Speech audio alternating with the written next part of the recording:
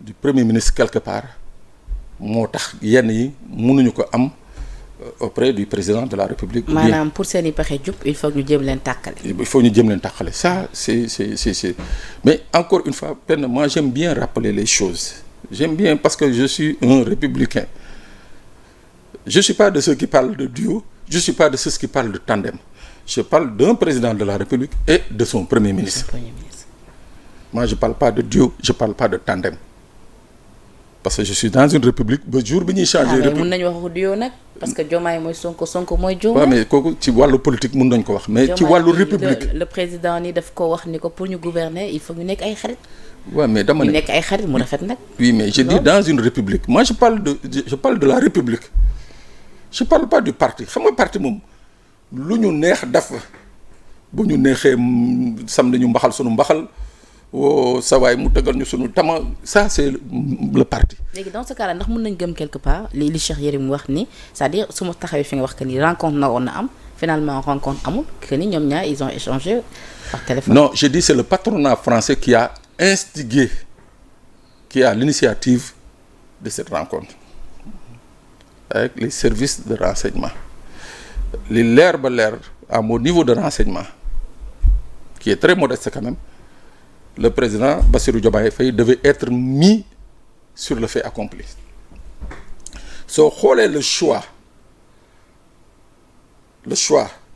parce que Macky Sall d'habitude hôtel bi mu wàccoon daa fa wàcc mais le choix de descendre dans cet hôtel là qui était à quelques mètres de l'hôtel du président ce choix est assez significatif. Les gens parlent de hasard de calendrier. À 3 reprises, Bassirou Diomaye Faye s'est rendu en France. À 3 reprises, Macky Sall s'est rendu à la même date en France. Hasard du calendrier, on verra. Mais li leer ba leer. Oui. Moi, je suis d'avis que un ancien président de la République war na mën a toog ak un président en exercice. nëbbatu bi laa gisul les petits coups bas laa gisul. Pourquoi? Ça veut dire que donc quelque part, Macky Sall a quelque chose à se reprocher. C'est-à-dire bu dee tey jii. mënul toog comme maître Ablaye Wade woolu Bassirou Diomaye Faye mu ñëw seet si ko wala président Abdou Diouf woolu Bassirou Diomaye Faye si moom il peut pas le faire publiquement c'est parce que il a quelque chose à se reprocher. et kan moo gën a am intérêt ci boobu leen daje. ku ci am intérêt ça dépend de ce qu'ils vont se dire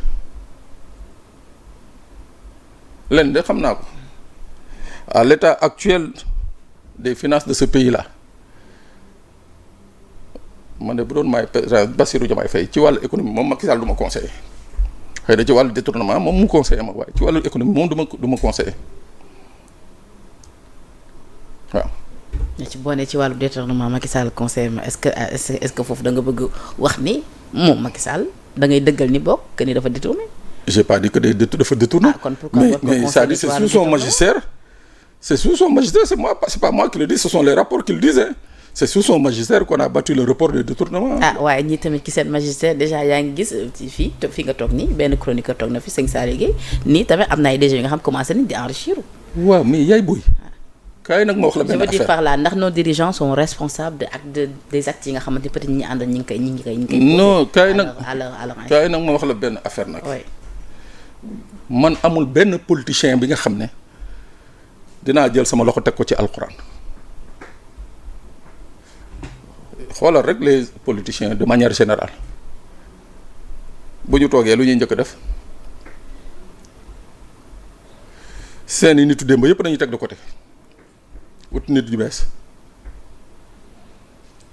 xoolal bu ñu toogee lu ñuy njëkk ut oto yu rafet c'est-à-dire que moi li ma gëm laay wax hein ce pouvoir là je lui aurais donné un blanc-seing su doon ba ñu egsee oto yu bakkane yi nga xam ne moom la ñu fekk présidence primature et consort ñu ne tëppet oto yi ñëw ba stade maître Ablaye Wade ne nañu organiser une vente aux enchères Sénégal fa mu toll nii ci wàllu ndóol non ñun amuñu xolu di dawal oto yi mais au contraire ils ont gardé waaw xëy na sax ñu yokk donc ça veut dire que pour man amul lu may weddil politicien ce que Saliou Sëñ Saliou Guèye a dit moi je l'ai confirmé effectivement je l'ai confirmé. ci yooyu les révélations sam dégg nañ ci l'actuel DG de la LONASE Toussaint Manga gis nga lu mu wax ay poursuites peut-être mun na am si ñi nga xamante ni sax ñi ngi yëkkati yenn xibaar yi di wax ci ay conventions yu LONASE accordé ak yenn chaînes yi ak yu ni mel lu ni mel tamit démentir na ko. Bon écoute, comme je suis pas dans le secret de Dieu mais li leer ba leer je dis on peut pas empêcher aux journalistes de faire leur métier et comme je dis que c'est un métier à responsabilité boo xalaatee wala nga jàpp ni que yow dañ la tuumaal mais jarul ngay tàggu ne da ngay saisir yoon c'est pas la peine pourquoi ngay tàggu demal saisir yoon c'est tout hein man bu ma jàppee ni dañ ma tuumal du ma porter presse damay dem porter plainte. mais yow mbir yooyu loo ci xam grand. mbir yan. LONASE ak ay convention mag ak yu ne. oui mais xam nga d'abord am na sax ñu fi waxoon fan yii ni am na convention yu ñu joxoon GFM retiré waat ko par la suite. ah oui mais ça le DG de la LONASE l'a confirmé hein bon sauf que il a fait une précision de ne retirer wu ko daf ko suspendre waaw. Je dis il peut arriver à toutes les directions générales à tous les ministères ñu signer ay conventions et c'est de bonne guerre parce que tamit on a un système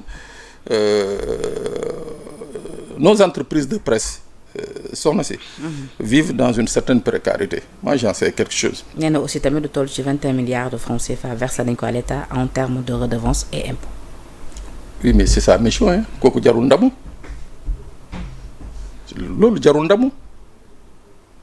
li nga war a def boo ko defee amul loo ciy xaar jaajëf doo ko ci xaar amoo non c'est son rôle et ça je dis que il devait même faire plus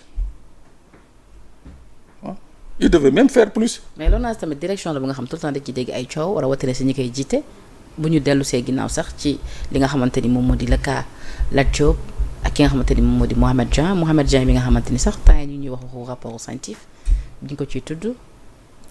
bon écoute c'est un dossier que j'ai pas suivi hein, pour dire la vérité. Cheikh Yérim wax na ci tamit Aïssatou Diop Fall attaqué na ko. non je veux être honnête avec moi-même c'est un dossier que j'ai pas suivi j'en ai entendu parler comme ça brièvement mais intéressé wu ma ci mais li leer ba leer mooy que la LONASE depuis sa création a été une vache à lait pour tous les pouvoirs ça jarul nekk fii di xool li non depuis sa création. Tous les pouvoirs qui sont succédés se sont servis de la LONASE. C'est comme ça hein. Parlant de rapport scientifique daf ñu permettre ñu taxaw ci état de santé bu Farba Ngom. Bon écoute je vais peut-être être un peu cruel ou bien certains diront que je suis cruel et pourquoi faire fixation sur l'état de santé de Farba Ngom pourquoi ne pas faire fixation sur l'état de santé de ces centaines de jeunes malades en prison déficients mentaux. Il y en a des centaines qui sont là des dizaines qui sont là en prison ñenn ñi ay dof nañu ils ont perdu la raison ñenn ñi ils voient pas ñenn ñi c'est des handicapés pourquoi faire un focus spécialement sur l'état de santé de Farba Ngom non il faut qu'on arrête justement dans ce pays de vouloir privilégier ñi nga xam ne mooy borom tur yeeg borom kii déedéet. mais les droits de l'homme tamit ñu ngi ciy wax c'est-à-dire nee nañu humainement parlant bu fekkee ni prouvé nañu que ni état de santé mayatu ko yooyu les conditions de détention oui dañ ko war a bàyyi peut-être mu. moi je suis d'accord avec les organisations des droits de l'homme mais je serais encore beaucoup plus d'accord avec eux su doon nu ñu booy yi ma wax ñi nekk ci kaso bi feebar ñàkk seen xel ñii éclopé ñii lafañ et consorts je serais plus d'accord bu ñu damoon ci dossier booy yooyu sëgg ci parce que il faut qu'on soit sérieux pourquoi Farba Ngom parce que c'est quelqu'un à qui on prête une certaine fortune non il faut qu'on arrête justement parce que loolu tant que mu ngi fiy am mooy qu'on n'aura pas une bonne justice dans ce pays-là tant qu'on dira que bon Pape Sané a droit à un traitement de faveur contrairement à Ndiaga et consorts mais ça pose un problème man dama jàpp ne que les organisations de droits de l'homme bu ñu bëggee seeni doléances pertinentes nañu def le tour des prisons aller voir les malades yi nga xam ne qui ont droit il y a l'autre là Karim Bao le co-détenu de Imam Alioune Badara feu Alioune Imam Badara Ndao mais le gars il est presque mourant en prison personne n'en parle. Gis naa Abdou